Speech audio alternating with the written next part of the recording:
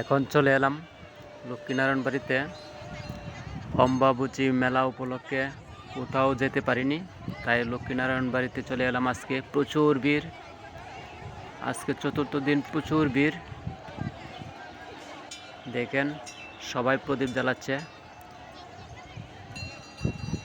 ধূপ আগর মোমবাতি দিয়ে প্রদীপ জ্বালাচ্ছে সবাই। প্রচণ্ড ভিড়, আমি ভিতরে ঢুকতে পারতেছি না, তবে আশেপাশে আরও কিছু জায়গা আছে, সেগুলি দেখানোর চেষ্টা করছি। এখন মেন গেটের ভিতরে ঢুকতে পারছি না। ভোলানাথ, হ্যাঁ, ভগবান শিবকে দেখানোর চেষ্টা করব।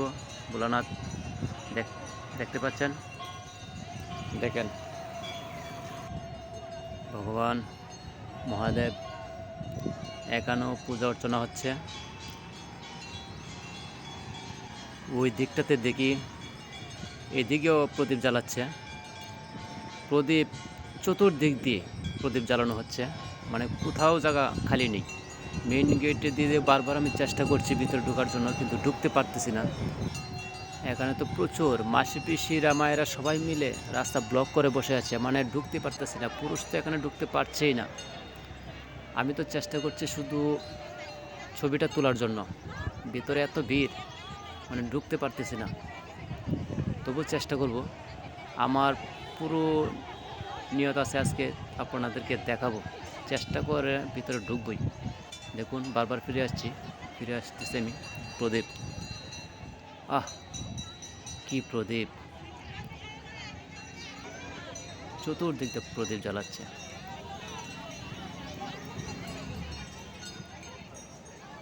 দেখুন সিঁদুর দিয়ে মা লক্ষ্মীর বাহন পেঁচা, মানে ভরিয়ে ফেলেছে সব দিক দিয়ে।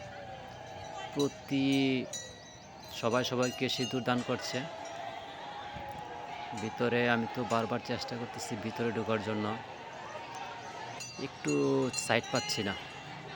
মানে কাকে বলবো, কেউ মানে জায়গা দিতে রাজি না।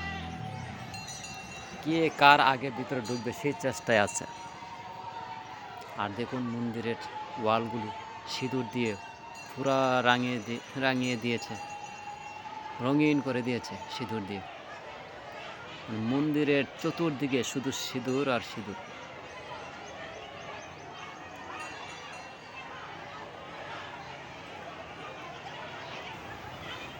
ভিতরে যে কিভাবে যাব, ওই পিলারটার অবস্থা কি করেছে সিঁদুর দিয়ে, কি করবে, মানে সবাইকে সিঁদুর দান করছে, কিন্তু এত সিঁদুর হাতে যে ভরে আছে ওইগুলো ওয়ালে দিচ্ছে, মানে মাকে দেওয়া হচ্ছে ওয়ালের মাধ্যমেই সবাই দিচ্ছে, কারণ মন্দিরের ভিতরে তো দিতে পারবে না। দেখুন এই যে একটু ভিতরে ঢুকে গেছি, দেখানোর চেষ্টা করছি যে লক্ষ্মীনারায়ণ মেন মন্দির, ভগবান নারায়ণ মন্দিরের মেন দরজায় এসে ঢুকে পড়েছি। দেখুন ঠাকুরমশাই ভিতরে আছে দুজন, দেখতে থাকুন। দেখুন আপনারা কি দেখতে পাচ্ছেন? কমেন্টে জানাবেন দেখতে পাচ্ছেন কি না। এই খুব কষ্ট করে আমি এখানে এসেছি, মানে এখন আমি আর দাঁড়িয়ে থাকতে পারছি না, আমাকে এত প্রচুর পরিমাণে প্রেসার দেওয়া হচ্ছিল। আমি এখন দূরে সরে আসলাম। দেখুন মন্দিরের ভেতরেই পাশের দিকটা চতুর্দিকে শুধু সিঁদুর। অনেকে বলছে আপনি কেন এখানে এসেছেন, আপনি ভিতরে কিভাবে ঢুকলেন, কিন্তু আমি ঢুকেছি কষ্ট করে। দেখুন এই দিক দিয়েও প্রদীপ জ্বালানো হচ্ছে। এখানে লক্ষ্মীনারায়ণ বাড়ির যে পুকুরটা, বিশাল বড় একটি পুকুর, পুকুরের ওই পাশে যে সবুজ কালারটা দেখতে পাচ্ছেন, ওইটা হচ্ছে উজ্জয়ন্ত প্যালেস, রাজবাড়ি, যাকে বলা হয় রাজবাড়ি। আমি এখানে আর থাকতে পারবো না, এখন বেরিয়ে যাব। হ্যাঁ, বাইরে চলে আসলাম। দেখুন চারিদিকে শুধু মেলা, এখন অনেক দোকানপাট বসেছে চতুর্দিকে। আর এই অম্বাবুচির মেলাটা হয় বিশেষ করে আসামে কামাখ্যা মন্দিরে সবচেয়ে বড় মেলা হয়। ওখানে সাধু সন্ন্যাসীরা সবাই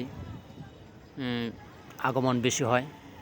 এবং 3 দিন কামাখ্যা মন্দিরের দরজা বন্ধ থাকে, 3 দিন পর খুলে দেওয়া হয়। ওইখানে যেতে পারিনি, তবে আগামীতে যদি মায় আশীর্বাদ করে তাহলে কামাখ্যা মন্দিরে যাব। মা দেখুন কত সুন্দর দোকান, ব্যাগ 100 টাকা যে কোনো ব্যাগ, ডলটা কত সুন্দর কিউট, ছোট বাচ্চাদের অনেক ধরনের সামগ্রী মেলা বসেছে। দারুণ, পণ্যগুলি খুবই ভালো। দেখুন ব্যাংক, কত আইটেমের ব্যাংক তৈরি করেছে বাচ্চাদের, খুচরো পয়সা।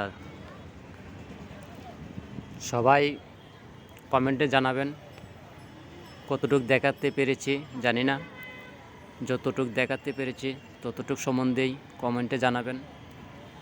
আর আগামীতে চেষ্টা করব আপনাদেরকে মা কামাখ্যা মন্দিরে গিয়ে সরাসরি সেই কামাখ্যা মন্দির দেখানোর জন্য। আজকে আর বেশি থাকবো না, রাত্র হয়ে যাচ্ছে, আর বিশেষ করে রাত্রেবেলায় আসতে হয়েছে।